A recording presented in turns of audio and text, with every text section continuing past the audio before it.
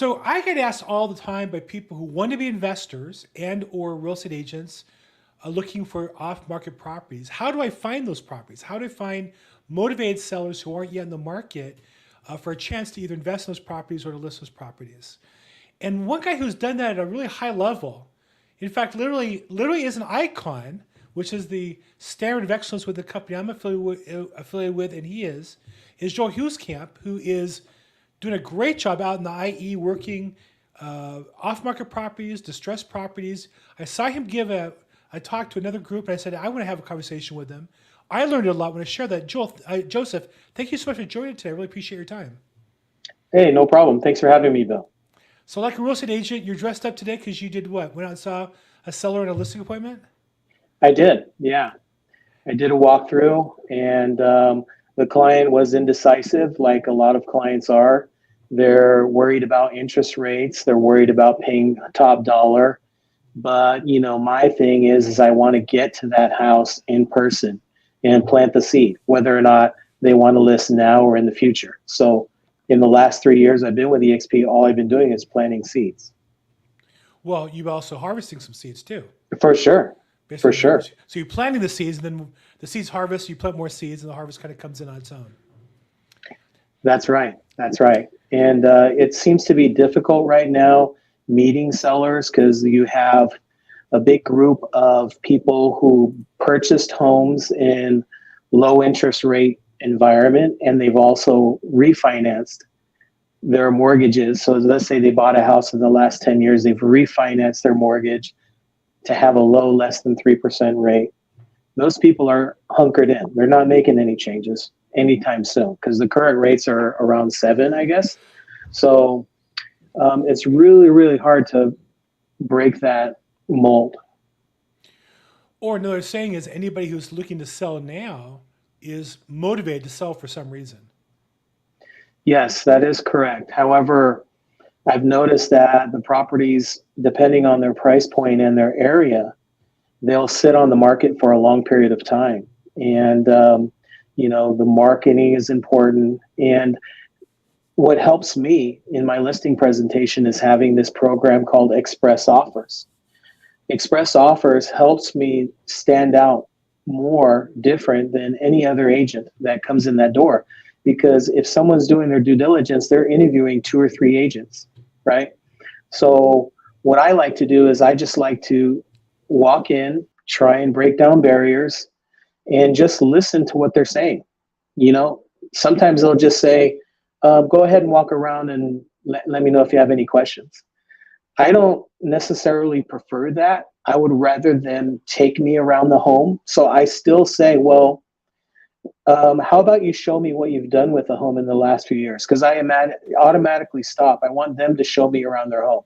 Why? Because I'm a stranger in her house. I'm a stranger in the client's house. They don't know me. Yeah, they may have Googled me or whatever, but I show up. I don't, plan. I just want to basically break down barriers. Real quick, some housekeeping. So this is the official podcast for the LA County Real Estate Investors Association, Lloyd Siegel's program. We meet live once a month on the second Thursday of the month in the Culver City area. And we do this because we want to educate, we want to network, and we want to offer mentorship. Today, you're going to get educated by Joseph, who's doing this on a daily basis. You have the chance to network together as well as learn. I know I've learned a lot already from him, and hopefully we'll share that with you. If you're watching this on live stream on YouTube, Facebook, or LinkedIn, feel free to put your comments in. I'm watching the comments live, and we'll do our best to ask questions if you have a question or an answer. If you put in the chat box while you're there, if you're watching right now, I see people on both YouTube and Facebook, put in the chat box if you're an investor or you're a real estate agent, and that way we can kind of direct the conversation that's best for you. And then again, feel free to put any questions you might have. And then real quick, just to share, the website, LAREIC, has all the details of the program. We meet again the first Thursday of every month. We get about 250 people and a great speaker. In fact, that's next month's speaker, Seth Gold, who does Seth Phillips on ADU Gold. He's only an expert on specifically buying properties and adding in ADUs. And we usually get about 50 vendors on one of them where you can meet professionals to help you with your business. And so feel free to join there. And our guest today, just to give him a little bit of a plug, is Joseph Huelskamp. And you can go to his link tree, which is Joel Loves Real Estate. And then he has all kinds of great tools and ways to stay in touch with him. We also put his contact information in our chat box down below. So Joseph, talk a little bit. I know you and I are both at XP. We both use express offers to some degree. You really mastered it. It seems to me it's not so much that it's a new program, but that they really have the execution of it down pretty well to where we can just work on the relationship and all the backroom stuff's taken care of for us. Explain why a seller might be interested in working with you as an express offers client as opposed to, say, one of the other iBuyer programs or realtors who offer to buy properties for cash. Well, the biggest thing that sets me apart is the fact that I can bring to the table more than one offer. So our program called Express Offers, we have buy boxes in the county that we live in. And the last submission I did, there was 12 buy boxes. So there were 12 investors that could potentially see my deal. Bottom line is I'm telling the clients, well, why do you want to receive one offer when right away, under no obligation, I could get 2 or 3 offers on the table? Right. I asked them that question. And that literally sets me apart from Open Door, Sunday, any of these, Zillow offers, or any of these companies that are just doing one offer, or We Buy Ugly Houses, or a variety of those. They're only giving you one offer. And I'm telling them, well, why not one offer when I can get you multiple offers? All I'm doing is providing a choice to you, and you're always in control. I always stress that the client is always in control. They're not signing a listing agreement with me. They're just signing a 4-page authorization, right? I go there, take pictures. I already know what pictures I need, but I always ask permission first. So like, for example, in that general meeting with the client, I first want them to feel comfortable with me. I explain the program. And then if they don't feel like they want to get multiple cash offers, I go right into my standard listing presentation. And when I talk about presentation, it's not like a book that I pull out or a flips, a laptop or anything else. I go right into like what, I listen to them and I ask them what their timeline is. I always ask them, if I were to sell your home this weekend, do you have a place to move in 30 days? And that really puts them on the spot because I'm thinking already ahead. I'm not thinking about getting the listing. I'm assuming that I'm getting the listing, right? The way I carry myself in those appointments, I'm not just going to say, oh, will you hire me as your agent? No way. I carry myself like the advisor that I am, and I just provide options based on our conversations. A lot of people will open up and say, well, yeah, the last time I sold a home, they had to do these repairs and I had to pay for them. And it got extended, or it fell out of escrow, or the appraisal was cut. When they start mentioning those things, I right away tell them, well, with the cash offers, I need to remind you that they are as is, no inspections, no loan contingency, no appraisal contingency. And most of the time they pay for all the closing costs. We don't know until we get the offers in hand, but bottom line is, what do you have to lose? So there you go. One of the things you said, and you kind of went over it quickly, that I think is critical, is that when you go there for the consult, at that time you're doing the photographs and the inspection. So that as a professional, you've already really seen the property. The experience many sellers get from these other companies, they're easy to get an offer from Zillow, OfferPad, whatever. But then they send an inspector out, a day, 2 days, 3 days later, and they're right back to where you would be otherwise, versus you have the information, and then you have the ability to take your photos, your inspection, and send that to get a second and third or more offers if required, right? And I think that's a big competitive advantage that I haven't heard us as a organization emphasize, that to me makes your time with them much more legitimate. Absolutely. I'm doing something different than any other agent. You can pair me against the top listing agent in that zip code, and I will guarantee you I have a chance, a higher chance of getting that listing than someone who, you know, shows these flip charts and whatnot, because right away I'm just providing, I would say, a benefit, but in all reality I'm providing options that are very easy to understand. And I don't talk that much in these listing presentations. Like, new agents have this this fear, right? Like, oh, I don't know what I'm going to talk about, so why don't I just talk about the whole time about me, about EXP, about my team, about this. I say none of that, and no agent needs to be going in there, saying all this stuff, because bottom line is you're just dealing with people. You want them to trust you, right? So I don't need to tell them about me. They've already Googled my name or my phone number or whatever. They've already figured me out, right? So why do I have? No one asked me what company I work for. No one asked me anything. I just come in and I just give them my advice, and from there, it's easy. What I promise, I deliver with. I don't like to overpromise and under deliver. I like to under promise and over deliver in that sense. Right. And I remind them what happened. Like, hey, what other agent has brought to the table 3 other offers on your home? Well, I don't like any of these offers. Well, we have a next phase. The next phase is we can list it on the open market on the MLS, and we can do these types of marketing and variety of things. And that's when I go into my listing presentation, if they don't want to accept any of those offers. Right. But part of what has given me some success is, I'll admit, Bill, it's the mindset. I talk to people on Workplace, EXP Workplace, or other agents call me, and they say that, I've submitted a property and I didn't get any response.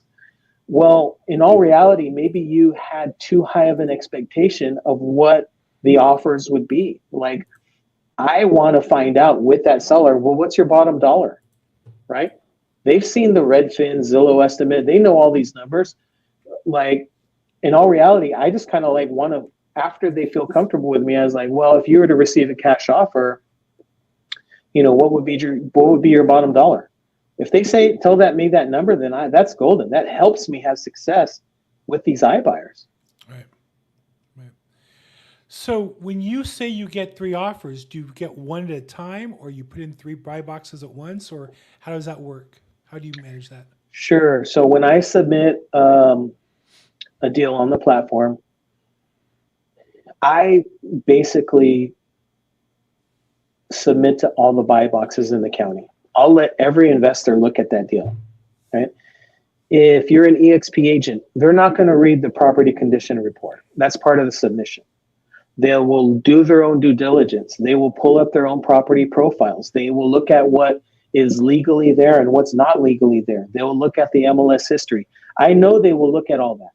So I'm trying to paint a picture of, after repair value, how much their investor would make if they were to fix it up. So I kind of like have an idea of, all right, well, it's going to cost 25 to 50,000 at X amount of dollars per square foot. This is how much you're going to have to put into it. And in the end, it would be, this amount of value based on these comps. So I try and structure the deal so they already see the picture, but they're going to do that themselves anyways. And part of this express offers thing is that to me, you have to keep it as a true off-market platform. I've seen agents in the LA area, they've done express offers deals, but they're putting it on the MLS, like wanting credit for the closing. Can you think an investor is going to want to see that deal close on the MLS on public record? No, they're not. They don't want to see that. They want to buy off-market, and then they want to sell it, maybe with yourself as a realtor, or fix it up, sell it to someone else. There are a variety of exit strategies, right? And knowing those and having conversations with these iBuyers, you build a rapport with them. And I think that's what has helped my success on this express offers platform. And now that I'm talking to more and more investors, they're reaching out to me because they'll see a closing, but it's not on the MLS, and they'll list it like, hey, I know you sold this property. Do you have any others coming up? And I go, yeah, I might. And then I take a notebook, and I have a notebook, and I write down all my investors. I keep track of it that way. I'm not like the most techie type guy, but I have a book of the investors that have reached out. And I don't know what type of investor they are. All I know is that I'm just trying to build my back pocket of investors, right? Which goes to the title of your show, how to buy off-market properties, right? I, for one, will be like, I've never had any type of presence on social media or anything like that. But I've joined some of those investor groups, and when they post, I'm looking for an end buyer in this city or that state, I always give them my information. I could be a buyer. Like I did that for 7 years. I've fixed and flipped properties for 7 years. But at least they're reaching out to me, and I have them as a contact of a potential seller. Right. Whether or not they're wholesalers, investor, they're all in one big, jumble of contacts. And those contacts could lead to referrals, listings, and a variety of things. So we have a couple different buckets of people who watch this program and involved with our program. One is a group of people who want to get into investing. And I think that sometimes they have the mistaken impression that investors are kind of like buyers at a Nordstrom. You walk around, you look for a property, it's all packaged and pretty, and you're going to buy an investment property and make money on it. That's not really how it works. You have to either add some value, whether it be improve the property, or add value by sifting through all the properties to find one that has good value. And what you've done is create a pathway for that investor. Say, look, you have to buy them all. You just have to see a bunch of properties, and some of those you don't want to see, put an express offers platform. Either if you're an agent, come to the EXP and join us, or just do something similar. Or if you're an investor, call Joseph, put it on the platform. Call me, put it on the platform, and we'll get you some offers for those that you don't want. And the ones you do want, you can just buy, right? If you have sellers coming to you and 100 come to you, and you throw out 97, but you keep 3, you do that every year, you're going to collect 3 properties a year, and that's the format for investors. So my question is, do you work with first-time investors? Do you find people who come to you and say, I want to invest in property, and work with them? And if so, what pathway do you send somebody who wants to get started investing in property? Where do you send them? I handle that all myself. I mean, I have contacts with companies that will give you lines of credit. They will do hard money. They will do a variety of things based on what the project is. So a first-time investor could reach out to me, and I have those connections with those lenders. So all in all is I want to be the advisor in that situation. Why? Because the end result is I'm building a relationship. If this investor has purchased their first home with me, then over the course of 10 years, if they want to buy, say, 2 or 3 a year, I've already 10x'd my value with that particular client. And as the values go up, and let's say, so I have several investors that have purchased 2 or 3 properties, and they referred me, a coworker. Oh, this person wants to buy a property. Oh, great. And then I just tell it like it is. Well, what are your finances like? We basically can help someone establish an LLC, I just basically put themselves in my shoes of when I used to do it myself. Got it. Excellent. Now, the other bucket we get are people who want to make a career out of this. They want to make income by finding sellers and getting a commission on that, either as a fix and flipper or as a real estate agent. So talk a little bit, as you've been in the business a while. You weren't always a realtor primarily. You've been an investor. You've been a flipper. Now a big part of your business is real estate agent, as well as building a team. Talk about the business opportunity for somebody who wants to become a real estate agent. Well, if you want to become a real estate agent in this day and age, this is the perfect time to start. The reason why is here in the last 3 months, 72% of the realtors at my board association have quit. So that's an astounding number. So what that's doing is you're planting your seeds, you're establishing your roots at a perfect time in this business to where, yeah, it could get worse before it gets better. But these clients are seeing that you're still active in the business, then they look you up or they call you, then you're for sure going to have some sort of traction going on the next round up. So now would be a great time to start this business. I agree 100%. I would say it's the best time ever because there's never been more money sloshing around looking for opportunities. There's never been more empowerment with technology. As an agent, I can do things. I have superpowers compared to what I had 5 years ago with video like this and e-signing and other things. And I think to your point, while sales are down and the news talks about, oh my God, the sales are down, as a business person, the number of competitors is down even more. So, I don't have to outrun the market. I just have to outrun all the other agents, and I continue to make a good living. I put 2 deals in escrow last week, and I'm grinding to get 2 or 3 more in escrow this week. So the market's been great, I know, for you as well, and I appreciate making time for us. It's a great opportunity. Do you have a team? Do you have a mentorship? Do you sponsor agents? How do you, somebody who's interested in getting started in the business of being a real estate agent, what do you do, or how do you participate in helping them move from zero to being professional?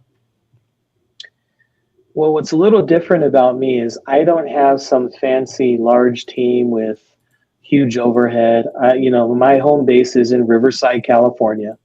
I do have my own personal office. I'm here now, and I make it available to anyone who wants to join me. Currently, I don't have like a structured team structure. I'm more like a collaborative type mentor. I have over 20 years experience in real estate, and those new agents that have sought me out, like I'll use an example. There's an agent, he reached out to me and we met here in the office, and I told him, I'm available and, I can teach you.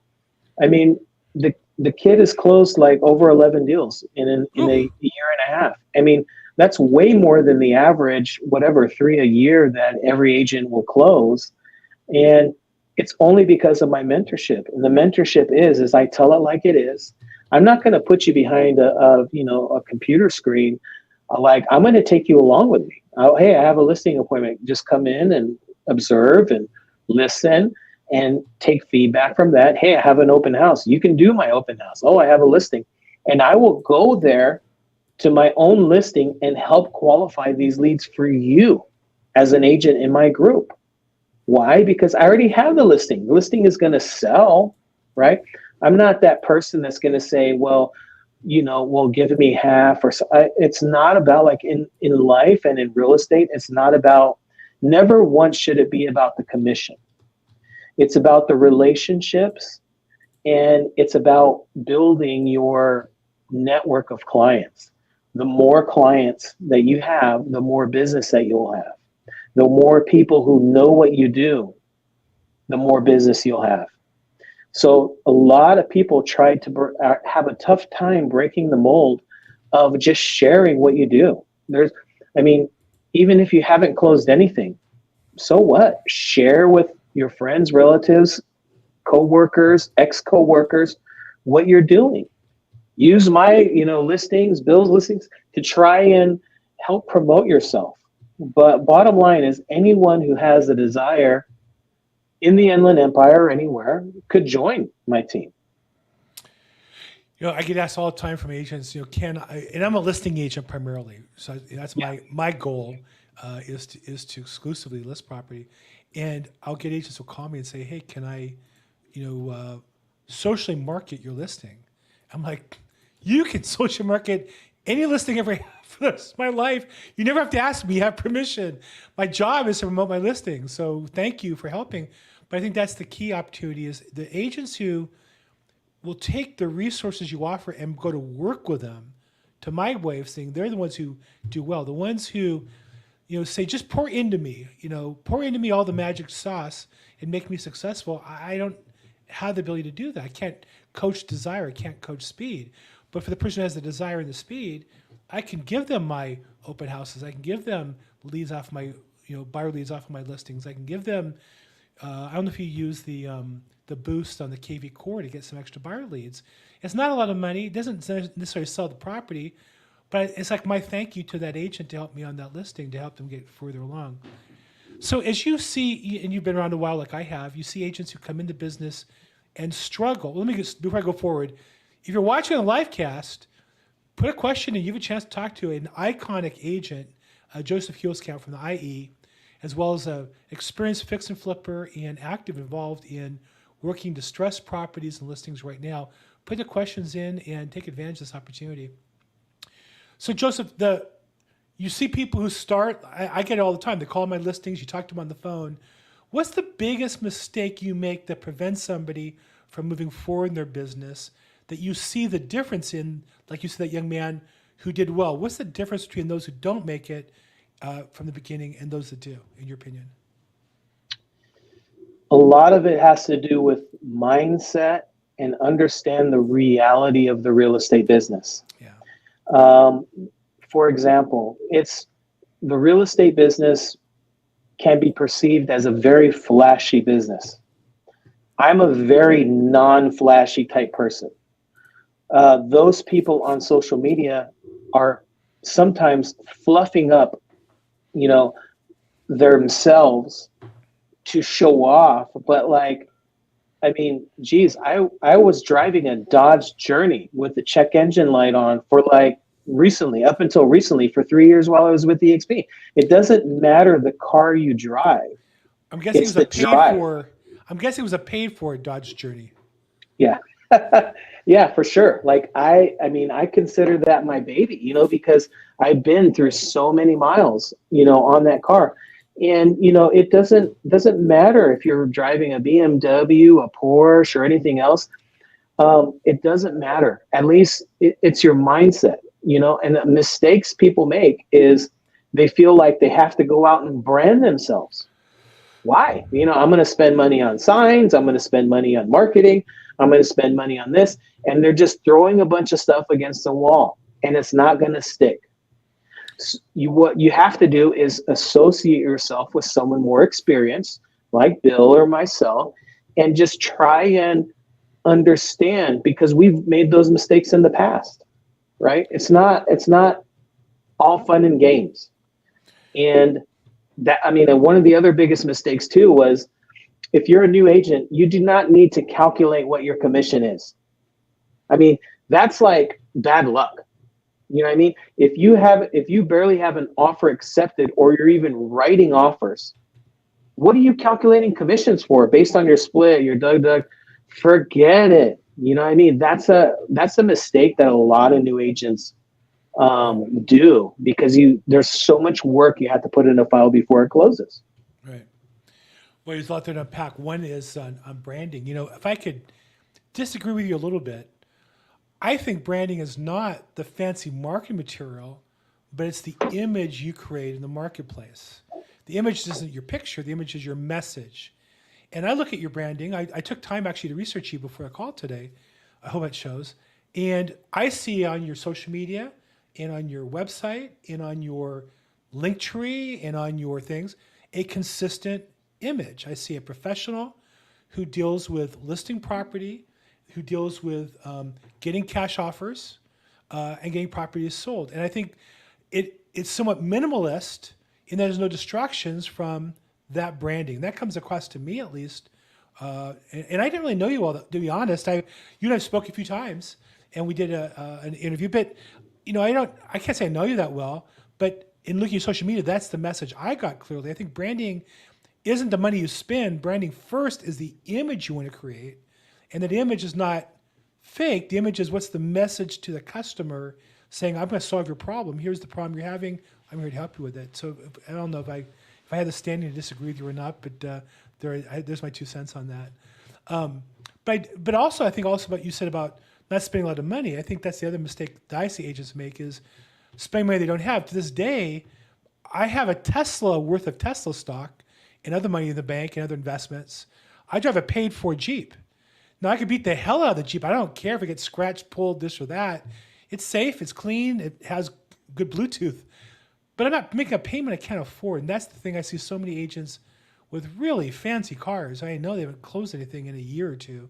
It's just an animal around their neck. So we got a question here from Wealthy Estates. Anybody from Ottawa? Anybody from Ottawa? Say hi. I think we have Joseph is near Ontario, but not Ontario, Canada. He's near Ontario, California. So okay, so we talked about mindset. So let's talk about you and mindset. What you obviously have a very strong mindset. I've talked to you numerous times. You're always focused. You're always on point.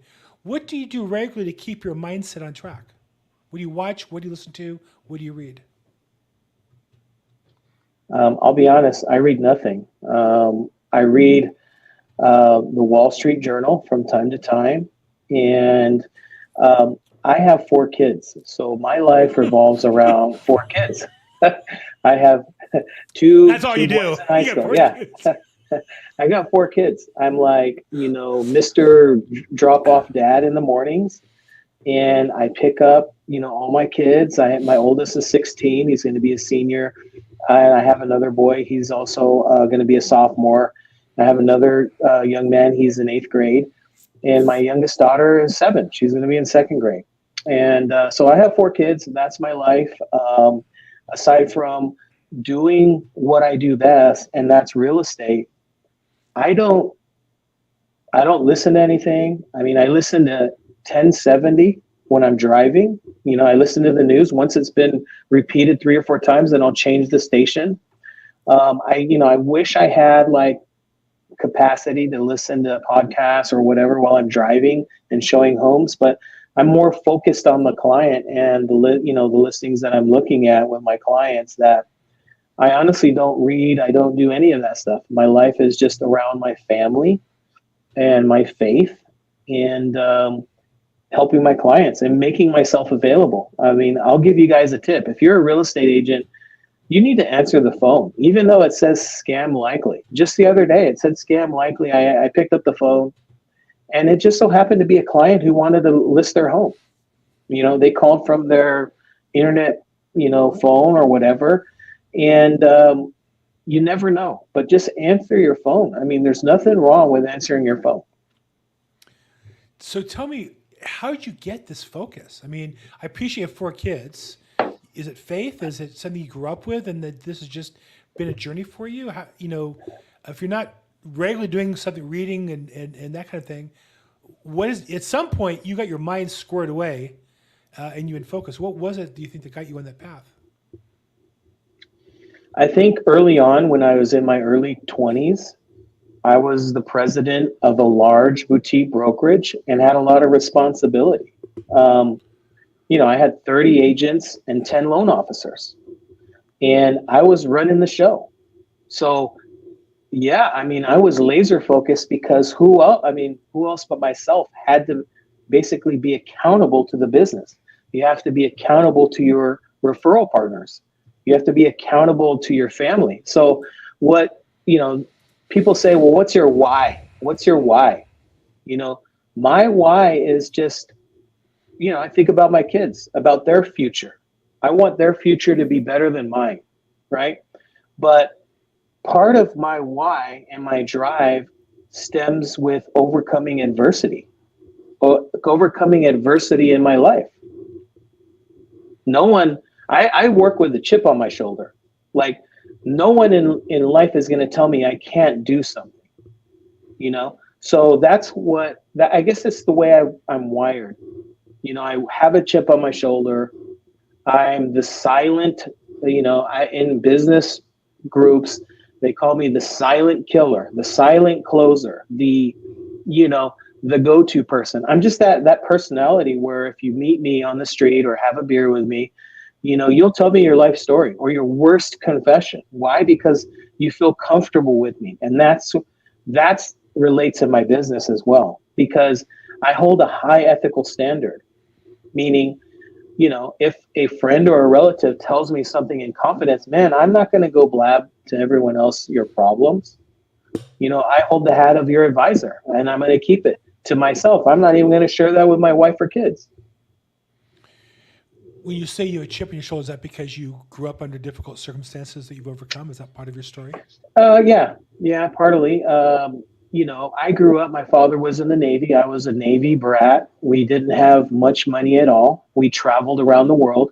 So, like, I've lived in Sicily. I was born in Okinawa, Japan.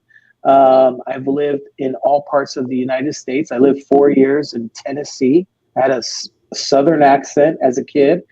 I look back on my experiences in life, and many times in my life, I was the new kid in in a new school, a different school. So that adversity helped me become a better person.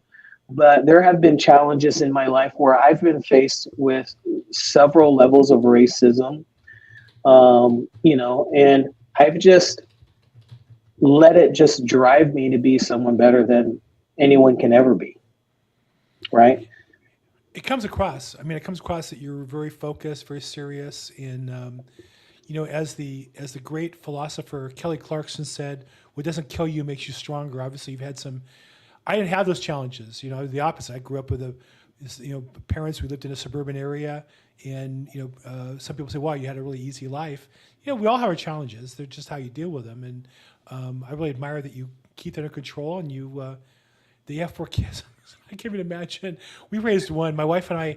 She had some medical issues, so we only had one child, and now we're helping our daughter with our grandson because my daughter's pregnant hopefully with our second grandson, and we watched them all day yesterday, and both was like exhausted, like, oh my God. How do people raise 3 or 4 kids? I have no idea. So when you said 4, I'm very much in touch with you. I imagine how busy your household is just between getting in food and paper goods and getting kids to practices and games and school and paperwork filled out. I can probably keep up with my own paperwork, let alone 4 kids. So I really admire what you're doing. So congratulations for all that. Yeah. Thank you. I've also noticed, I don't know if this is something you're open to talk about. We didn't really have any ground rules here. So if I'm off base, just tell me.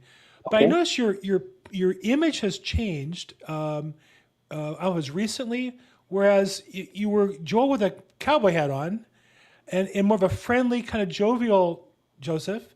And now more of a professional, focused advisor role in your social media, your pictures and such as well. Is that a conscious choice? Is that just something that changed over time? Or how does that, because I just noticed that when I go through social media, that change. What's that about? I think between you and me, obviously this is an open platform. I think over my life, I have image issues. So I didn't never really posted a picture of myself or anything like that. I want to say, there's one picture that is somewhere on the internet that I happened to, before I joined EXP, I went to a job fair and they had free headshots. So I just went and took a headshot, right, wearing a suit and tie. And that was the only one that I've had. But prior to that, in my business, for 11 years, I primarily dealt with Spanish speaking clients. And that was part of my life. My closest friends and my overall appearance was very much cowboyish. I would wear a cowboy hat. We would, that was our style, right? And for many years, I wore a cowboy hat. I wore a cowboy hat to my listings. And this was way back when in 2000, 2001, 2002. And I just had that image only because I felt I more had an affinity towards people who spoke Spanish or were first generation Americans that, could, because my last name doesn't stand out as a Latino last name. Not at all. Right. So I am half white. My father's about as white as you, and my mother's from the Philippines. So Oh, wow. I'm half Filipino, half American, but I speak Spanish and I have a very close affinity with Latino culture because that's been part of my life from where I've lived, where I grew up, and the relationships that I've had. And because of that, I speak Spanish and it helps in my business, especially in California. Yeah, I grew up. My high school was half Spanish, and I grew up in that, not in North Orange County, but I grew up with people who had horses, and we had FFA in my high school, and I've always been very comfortable around that. So I saw that, and initially was drawn to it, in a sense. Not that I'm a cowboy today, but I kind of get that spirit and feeling of outdoors and there's a lot that goes along with it. But you've gotten away from that now. Is that a conscious choice, or is that just how things worked over time? In my business, so 15 or so years ago, 95% of my business was in Spanish. Now here at EXP, I want to say maybe 20% is in Spanish. So I feel like, if I'm dealing with a client that's primarily speaks English, they're going to maybe look me up and maybe see more pictures of me in a suit over just wearing a cowboy hat. But I was wearing a cowboy hat and a suit. You know what I mean? So it's not like I have that ranch type style. But over the years, as you can see, I've lost my hair. So yeah, wearing a hat was always something that I have done. So Well, I always liked ranchero music and Mexican yeah, food, and I grew up in North Orange County. So for me, that was my best friend. He was born in America, but his parents were from Mexico, and they spoke Spanish in the house, and so I kind of grew up with that, and I real comfortable with that lifestyle. So I saw that. And it's interesting. Your story is really interesting. How you're not Hispanic, but you really grew up in that community, being very comfortable. Question online: wholesalers can get you properties lower than market. But you find good deals in the MLS, always insecure about that, and feel it won't work because I find some, wealthy estates on YouTube. I don't quite understand your question. I'll say this, this is a little different than the path we've been on here for a few minutes. Well, let me ask you, Joseph, because your experience as an investor as well as working with investors, I find that almost every investor I've ever worked with has a strategy to look for properties on the MLS as one of their core methodologies. Maybe not all of them, but they all look at it and at least sift through some or have searches. Is that your experience as well? yes, because as a listing agent that primarily deals with the lower price point, I will automatically get an offer from an investor that's lower than my asking price. Yeah. So these investors, their strategy is, well, let me write 100 offers on 100 of the lowest priced properties, and I'm going to write them all at 25% less than asking, and I'm going to see which one I can get, Right. and do their due diligence when they're under contract. Right. So yeah, I mean, that is definitely a strategy, and but I never buy it. I can get top dollar from my clients if it's listed on the MLS. But still, I see that group. Every listing I get offers like that. In fact, more off. I usually get them at 65 to 70% of the list price, and they haven't looked at the property. They have no idea what they're buying. It's just a meaningless piece of paper. But it seems to me every legitimate investor I ever worked with, also scours the MLS for the kind of properties they want. I.e., they're looking for multifamily, or they're looking for 4 units, and they'll look at everyone that comes on the MLS, and they don't offer on all of them, but they're always looking at them as part of their strategy, not all of it. And that's why I find every investor needs an agent to work with for that piece of their strategy. Is that not familiar to you? Is that different than your experience? Oh, no, yeah, absolutely. That's how you provide value to an investor. An investor doesn't want to comb Redfin or Zillow for properties, when in true fact, if you're not very busy and you have an investor looking for homes, if you're setting up alerts and sending them homes Right. that match their criteria, you're going to come out ahead because they're going to use you to write the offer. Whenever I needed a sale right away, now my niche was probate. I would go through all the probate sales coming up. I'd find one that I thought was a good deal. It might be 50. I'd find one that I thought was really good. And I would just email out and call and text and email and call and text on somebody, and somebody would buy it. I mean, it was just, if you have a good deal, there's somebody there with the money who's going to buy it. And so I don't want to poo-poo the MLS. I do think it's an amazing resource. It's not for every deal. You have to know how to learn it, and there's inefficiencies, but it's important deals as well. So Joseph, where do you see the market, if anything, changing, and what are your plans going forward? What do you see yourself doing, this year, and what do you see yourself? Do you have a plan for 5 or 10 years from now that you're working on, or going to change where you're going? So if you're asking me to forecast what I foresee, because I have an economics degree from UC Irvine, I Oh was a wow. stockbroker for 4 years. I understand market and how it fluctuates. So we've had what, 12 or 13 years of upside real estate valuation. What goes up must come down, whether it's a soft landing or a hard landing. I would expect going forward, not this year, it's basically starting to slow down. If the interest rates don't change, we're in for a lot of hurt in the real estate industry. And I foresee over more than a 5 year correction, 5 to 10 years, believe it or not, because everyone will be stuck in these low interest rate payments that no one's going to want to move. No one's going to want to move. So what's going to happen? No one's selling. There's no inventory. There's high interest rates. Now, I mean, we have so many backlogged foreclosures that are lining up because of the pandemic band-aids, I would call it. You still have a lot. You have to go through all of that still. Right. So what do I expect? I don't expect I don't expect anything good, to be honest with you. But that will create an opportunity for you or I, because what will happen? Another 70 something percent agents who don't have the work ethic, who don't work hard to call their customers back, they're going to be gone. They're going to be punching the clock. Whereas I will be reaping the rewards, even in a slow market. I hope to grow 10% each year in my business. Right. And what EXP allows me to do is I save for every paycheck or every closing, they take off 5% right off the top at a 10% discount every month, and it's buying EXP stock. So I can just forget about it. Right. But, advantage of becoming an I also get your cap back.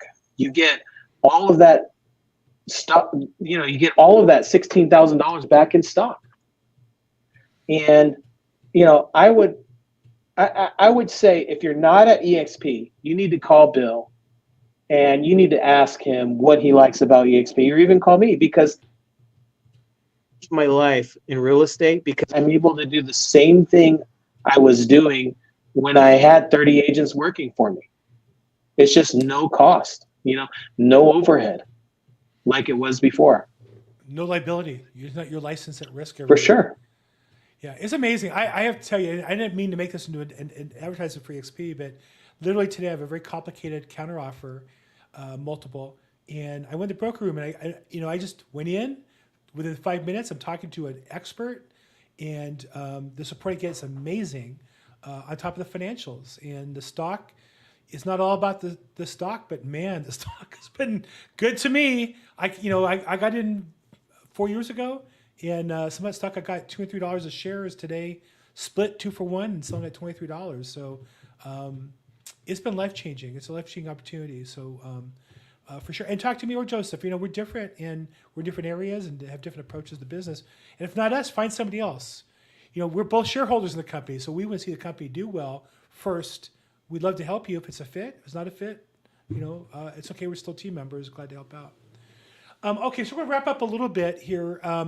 Joseph, do you do any kind of live events? Do you go to events, or do you host any kind of live events where people who want to meet you would see you in person? Currently, no, nothing set up on the calendar, but I do go to the EXP events like EXPCon in October. I was at Shareholders in Florida, and my goal is to attend maybe a build event, which is not an EXP sanctioned event, but it talks about revenue share and building your business that way. But if you're an agent out there, I encourage you to attend these events if they're free. I mean, there's a big one by NAR, I think in Long Beach or LA somewhere, in the next couple months. Attend one of those. You got to be out there networking. And no, I don't do anything live. This is probably this is the only second live interview I've ever done. So I appreciate you having me. Yeah. I saw you do one, and you were fantastic. And I said, God, I gotta give him a call, get him on my show. Yeah. So I learned, and I think my criteria is always, if I'm learning, I assume people watching were learning. So I know it's a little different than a normal, where we're maybe talking about particular properties or particular ways to invest. This is about building the business as an investor, or building the business of finding investments as being a real estate agent along the way. So Joseph, I just want to really thank you. I know you're a really busy guy. You're literally an iconic agent in our company, and I want to thank you for your service. And thank you for your time. Hey, thanks, Bill. Thanks for having me. And for the rest of you, again, this is the LAREIC.com official podcast. LAREIC.com. It's the LA County Real Estate Investors Association. And we have an event every second Thursday of the month live in Culver City. That's a pretty reasonable shot. We get about 250 people. And that's actually the speaker this coming month is going to be Seth Phillips, who's going to talk about AD Gold, how to make money with accessory dwelling units. I've seen the presentation. He is fantastic. He is, I think, the expert on ADUs in Southern California. And we also have a vendor fair with about 50 people, vendors like me, professionals, to help you with your business or your investment goals, if that's what you're looking to do. So again, thank you so much. We do this every Tuesday at 3 p.m. Pacific time. We live stream it on YouTube and Facebook and LinkedIn. If you have any comments, you're watching on the recording, put the comments there. I'll do my best to circle in. Thanks to Joseph. His contact info is in the description. And as always, make today your best day ever. Thank you so much.